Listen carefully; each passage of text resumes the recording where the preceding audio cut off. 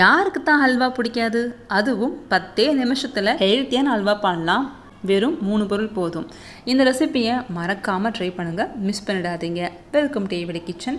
இந்த ஹல்வாவை நீங்கள் 2 to 3 days கூட ஸ்டோர் பண்ணி சாப்பிட்லாம். ரொம்பவே ரம்மியமாக இருக்கும். இந்த ரெசிபிக்காக 1 கப் அளவு வெல்லம் எடுத்துக்கோங்க. ஒரே கப்பை ஃபுல் ரெசிபிக்கும் ஃபாலோ பண்ணுங்கள். மெஷர்மெண்ட் பர்ஃபெக்டாக வரும். அதே கப்பில் 1 கப் அளவு தண்ணி எடுத்து வெல்லத்தை நல்லா கரைய விடலாம். மீடியம் ஃப்ளேமில் கொதிக்க விடுங்க. பாகுபதம் பார்க்க தேவையில்லை, வெல்லம் கரைஞ்சால் மட்டும் போதும். தூசி துரும்ப நீக்கிறதுக்காக தான் இந்த ஸ்டெப் ஃபாலோ பண்ணுறோம். நல்லா கொதி வந்து வெல்லம் கரைஞ்சிருச்சு. இது கம்ப்ளீட்டாக ஆறுனதுக்கப்புறம் ஃபில்டர் பண்ணி எடுத்து வச்சுக்கோங்க. அடுத்ததாக கடாயில் லோ ஃப்ளேம் வச்சுக்கோங்க. 1 கப் அளவு கோதுமை மாவு, இது கூடவே 2 டேபிள் ஸ்பூன் அளவுக்கு பால் பவுடர் ஆட் பண்ணிக்கோங்க.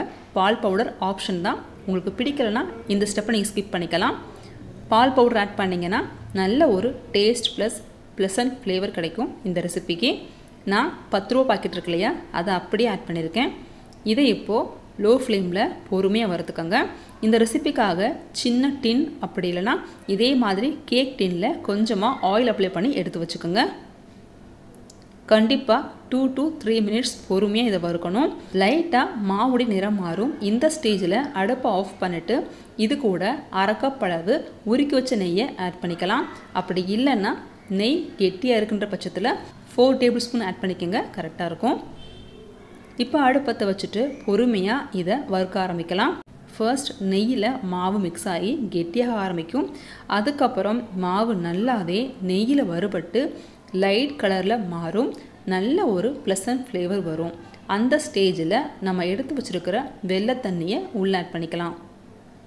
பொதுவாகவே ஹல்வானாலே டைம் எடுக்கும். எல்லாருக்கும் ரொம்ப பிடிச்ச ரெசிபி.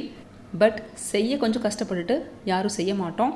ஆனால் இந்த ஹல்வா ரொம்பவே ஈஸி, டேஸ்ட் ரொம்பவே நல்லா இருந்தது. மறக்காமல் ட்ரை பண்ணி பாருங்கள்.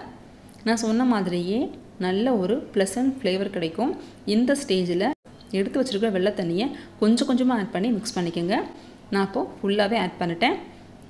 லோ டு மீடியம் ஃப்ளேமில் கைவிடாமல் மிக்ஸ் பண்ணணும்.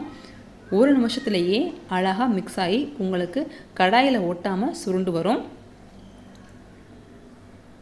சரியாக மாவு வறுபட 2 நிமிஷம், நெய்யோடு சேர்த்து 2 நிமிஷம், அதுக்கப்புறம் வெள்ளை தண்ணி ஆட் பண்ணி 1 நிமிஷம், டோட்டலாக 5லேருந்து 6 நிமிஷம் போதும் இந்த ஹல்வா பண்ணுறதுக்கு.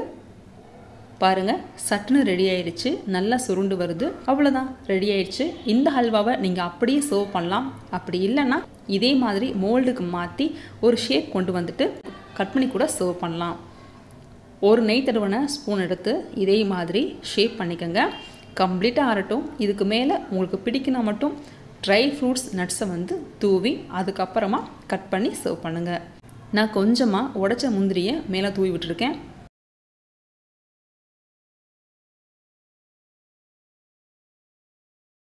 கம்ப்ளீட்டாக ஆறிடுச்சு. இதை இப்போது பீஸ் போட்டு சர்வ் பண்ணலாம். ரொம்ப ரொம்ப அருமையான இந்த ஹல்வா ரெசிப்பியை மிஸ் பண்ணாமல் செஞ்சு பாருங்கள். இந்த ரெசிப்பியை செஞ்சு பார்த்துட்டு உங்களுடைய கருத்துக்களை மறக்காமல் பதிவிடுங்க. ரெசிபி பிடிச்சிருந்தா மட்டும் சேனலை சப்ஸ்கிரைப் பண்ணி சப்போர்ட் பண்ணுங்கள். உங்கள் ஃப்ரெண்ட்ஸ் கூட ஷேர் பண்ணிக்கோங்க. தேங்க்யூ ஃபார் வாட்சிங். சேனல் சப்ஸ்கிரைப் பண்ணுங்கள்.